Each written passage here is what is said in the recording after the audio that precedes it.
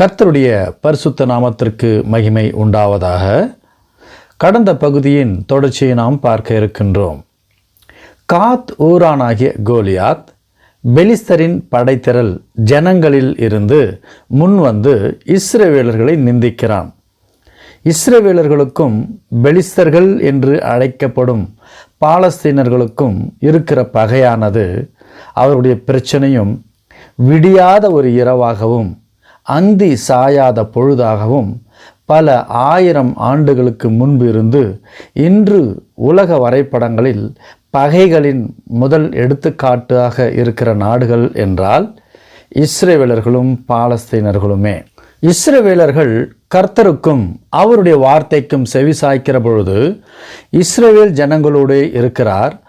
அவருக்கு கீழ்ப்படியாத போதோ இஸ்ரவேலர்களுக்கு பாடம் கற்பிப்பதற்காக இஸ்ரவேலர்களின் எதிரிகளை வளரவிட்டு அவர்கள் மூலமாக இஸ்ரவேலர்களுக்கு பாடம் கற்பிப்பது வழக்கம்.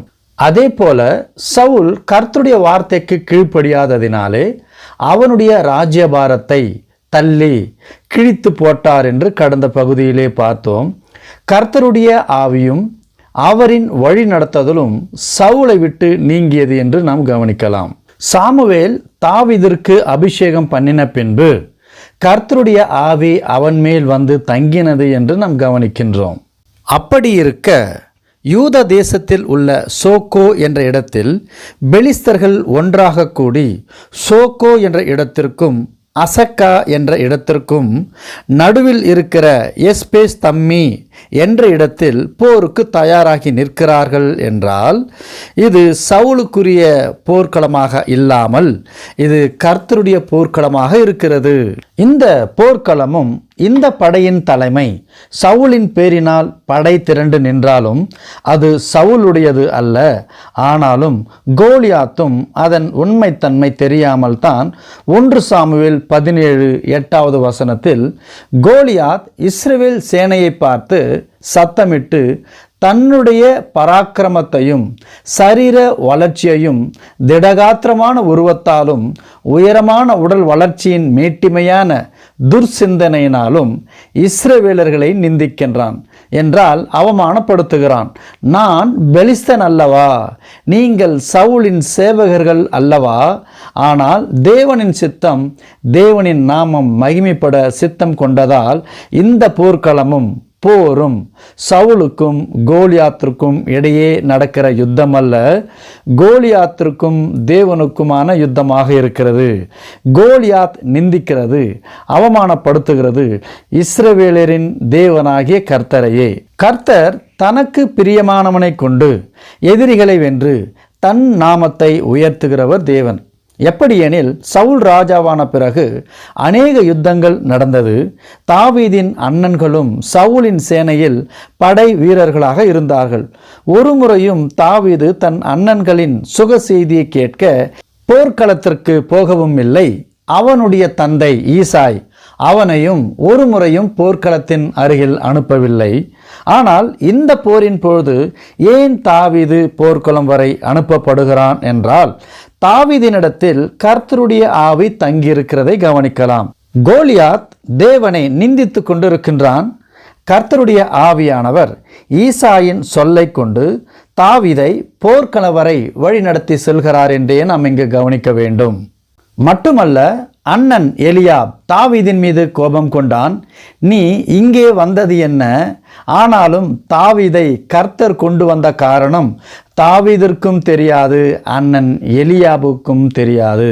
ஆனால் கர்த்தர் தாவீதை வழிநடத்தினார். கோலியாத் இஸ்ரவேலர்களின் படையை பார்த்து தாவீதின் உள்ளுணர்வும் தேவன் பேரில் அவன் கொண்ட பற்றால் கொழுந்து விட்டு எரிந்ததை நம்மால் கவனிக்க முடிகிறது. எப்படியெனில் 1000 கணக்கான மாவீரர்களும் படை தளபதிகளும் போருக்கு ஆர்ப்பரித்து கொண்டிருக்கின்ற சமயத்தில் தேனீயின் கொடுக்கை போல தாவீதின் வார்த்தை கோலியாத்தை இவன் எம்மாத்திரம் என்றான். விஷயம் சவுலிடம் சென்றது. சவுல் தாவீதை அழைக்கிறான். சவுல் நினைத்து கொண்டு இருக்கிறான், இந்த போர் ராஜாவாகிய என் தலைமைக்கு உரியது என்றும், ஆனால் தாவீது அபிஷேகம் பண்ணப்பட்டதும் இஸ்ரவேலர்களுக்கான ராஜ்யபாரம் தாவீதினுடையது என்றும் அவனுக்கு அப்போது தெரியாது. அவனுடைய இடத்திற்கு அழைத்தான். 1 சாமுவேல் 17:32 தாவீது சவுலை நோக்கி, இவன் நிமித்தம் ஒருவனுடைய இருதயமும் கலங்க வேண்டியதில்லை. ஒருவனுடையது என்பது சவுலையும் இங்கு குறிக்கிறது. அதற்கான கோபமும் சவுலிடம் காணப்படவில்லை. ஆனால் தாவீது, உம்முடைய அடியானாகிய நான் போய் அந்த பெலிஸ்தனோடு யுத்தம் பண்ணுவேன் என்றான். அதற்கு சவுல் தாவீதினிடத்தில், எதிர்த்து யுத்தம் பண்ண உன்னால் ஆகாது. ஏன் என்றால், நீ இளைஞன், அவனோ யுத்த வீரன். அவன் சிறு வயது முதல் போர் வாளோடு பழகப்பட்டவன் என்றான். அப்பொழுது தாவீது சவுலை பார்த்து, உம்முடைய அடியான் என் தகப்பனுடைய ஆடுகளை மேய்த்து கொண்டிருந்த போது ஒரு தரம் சிங்கமும் இன்னொரு தரம் கரடியும் என் மந்தையிலிருந்த ஒரு ஆட்டை பிடித்து கொண்டது. அப்பொழுது நான் அதை தொடர்ந்து போய் அதை அடித்து அதை அதன் வாய்க்கு தப்புவித்தேன். அது என் மீது பாய்ந்தபோது நான் அதன் தாடியை பிடித்து அதை கொன்றும் போட்டேன். அந்த சிங்கத்தையும் அந்த கரடியையும் உம்முடைய அடியானாகிய நான் கொன்றேன். விருத்த சேதனமில்லாத இந்த பெலிஸ்தனும் அவைகளில் ஒன்றை போல இருப்பான். அவன் ஜீவனுள்ள தேவனுடைய சேனைகளை நிந்தித்தானே என்றான். பின்னும் தாவீது, என்னை சிங்கத்தின் கையுக்கும் கரடியின் கையுக்கும் தப்புவித்த கர்த்தர் இந்த பெலிஸ்தனுடைய கைகளுக்கும் தப்புவிப்பார் என்றான். சவுல் தாவீதை பார்த்து, போ, கர்த்தர் உன்னோடு கூட இருப்பாராக என்றான். சவுலுக்கு மிகுந்த சந்தோஷம் உண்டாயிருக்க வேண்டும். ஏனென்றால் சவுல் கலங்கி கொண்டிருந்த வேளையில் கோலியாத் என்னும் மலை போல் திரண்டு நிற்கிற பராக்கிரமசாலியை எப்படி எதிர்கொள்வேன் என்ற நிலைக்கு தாவீதின் அசாதாரண பக்தியும் வைராகியத்தையும் பார்த்த மாத்திரத்தில் சவுலுக்கு ஆயுததாரியாக தாவீது இருந்தது போய் தாவீதுக்கு இப்பொழுது சவுல் ஆயுததாரியாக மாறி, சவுல் தாவீதுக்கு தன் வஸ்திரங்களை உடுத்துவித்து வெண்கலத்தாலான ஒரு சீராவை அவன் தலையின் மேல் போட்டு ஒரு கவசத்தை அவனுக்கு தரிப்பித்தான். சவுலின் பட்டயத்தை தாவீது தன்னுடைய வஸ்திரங்கள் மேல் கட்டிக்கொண்டு நடந்து பார்த்தான். அப்படி ஒரு போர் வீரனைப் போல உடையணிந்து பழக்கம் இல்லாமையால் தான் அணிந்திருந்த சவுலின் உடைகளை களைத்து போட்டு தாவீது தான் ஆடுகளை மேய்த்து கொண்டிருந்த போது பயன்படுத்திய தன்னுடைய தடியை கையிலே பிடித்து கொண்டு 5 கூழாங்கற்களையும் தெரிந்து கொண்டு அவைகளை தாவீது தன்னுடைய அடைப்பையிலே போட்டு கொண்டான். தன் கவனை தன் கையிலே பிடித்து கொண்டு அந்த பெலிஸ்தன் அண்டையிலே நடந்தும் போகிறான். தாவீதின் செயல்களை கவனித்துக் கொண்டிருந்த கோலியாத் நடந்து தாவீதின் அருகில் வந்தான். கோலியாத் சுற்றி பார்த்து தாவீதை அசட்டை பண்ணினான். பிறகு தாவீதினிடத்தில், நீ தடிகளை என்னிடம் கொண்டு வந்திருக்கிறாயே, நான் என்ன நாயா என்று அவர்களின் தேவர்களின் பெயர்களை சொல்லி தாவீதை சபித்தான். பின்னும் கோலியாத் தாவீதை பார்த்து, நீ என்னிடத்தில் வா, நான் உன் மாம்சத்தை ஆகாயத்து பறவைகளுக்கும் காட்டு மிருகங்களுக்கும் கொடுப்பேன் என்றான். அதற்கு தாவீது, நீ பட்டயத்தோடும் ஈட்டியோடும் கேடகத்தோடும் என்னிடத்தில் வருகிறாய், நானோ நீ நிந்தித்த இஸ்ரவேலனுடைய இராணுவங்களின் தேவனாகிய சேனைகளுடைய கர்த்தரின் நாமத்தினாலே உன்னிடத்தில் வருவேன். இன்றைய தினம் கர்த்தர் உன்னை என் கையில் ஒப்பு கொடுப்பார். நான் உன்னை கொன்று உன் தலையை உன்னை விட்டு வாங்கி பெலிஸ்தருடைய பாளையத்தின் பிணங்களை இன்றைய தினம் ஆகாயத்து பறவைகளுக்கும் பூமியின் காட்டு மிருகங்களுக்கும் கொடுப்பேன். அதனால் இஸ்ரவேலில் தேவன் ஒருவர் உண்டு என்று பூலோகத்தார் எல்லாரும் அறிந்து கொள்வார்கள். கர்த்தர் பட்டயத்தினாலும் ஈட்டினாலும் ரட்சிக்கிறவர் அல்ல என்றும் இந்த ஜனக்கூட்டம் அறிந்து கொள்ளும் என்று சொன்னான். யுத்தம் கர்த்தருடையது, கர்த்தர் பெலிஸ்தர்களை எங்கள் கையில் ஒப்பு கொடுப்பார் என்றான். தாவீதினிடத்தில் கர்த்தருடைய ஆவியானவர் உண்டென்கிற உண்மை அறியாத மலைமாடு போன்ற கோலியாத் தாவீதுக்கு எதிராக அவன் அருகில் வருகிறான். தாவீது தீவிரமாய் பெலிஸ்தர்களின் சேனைக்கும் கோலியாத்திற்கும் முன்பாக ஓடினான். தாவீது தன் தோளில் மாட்டிருந்த பையிலே கையை போட்டு பையில் இருந்த குழாங்கற்களில் ஒன்றை எடுத்து கவனிலே வைத்து சுற்றி கோலியாத்தின் நெற்றியில் படும்படி எறிந்தான். அந்த கல் அவன் நெற்றியில் பதிந்து போனபடியால் அவன் தரையிலே தாகோன் சிலை விழுந்தது போல் முகம் குப்புற விழுந்தான். தாவீதின் கைகளில் பட்டயம் இல்லாமல் இருந்தது என்பது குறிப்பிடத்தக்கது. நான் பெலிஸ்தன் அல்லவா என்று மார்த்தட்டின மலைமாடு மீது தாவீது நின்று அவன் பட்டயத்தை எடுத்து அவனை கொன்று அந்த பட்டயத்தினாலே அவன் தலையை வெட்டி போட்டான்.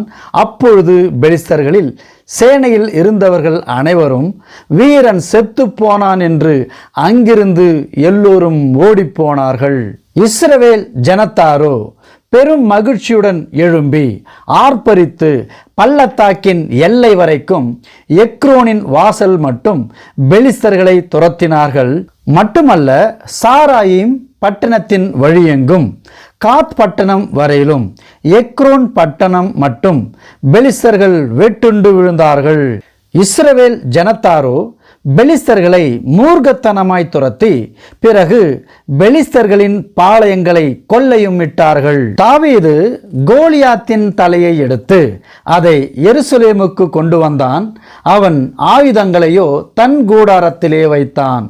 தாவீது பெலிஸ்தனுக்கு எதிராக புறப்பட்டு போகிறதை சவுல் கண்டபோது அவன் சேனாதிபதியாகிய அப்னேரை பார்த்து, அப்னேரே, இந்த வாலிபன் யாருடைய மகன் என்று கேட்டான். அதற்கு அப்னேர், ராஜாவே, எனக்கு தெரியாது என்று உம்முடைய ஜீவனை கொண்டு சொல்லுகிறேன் என்றான்.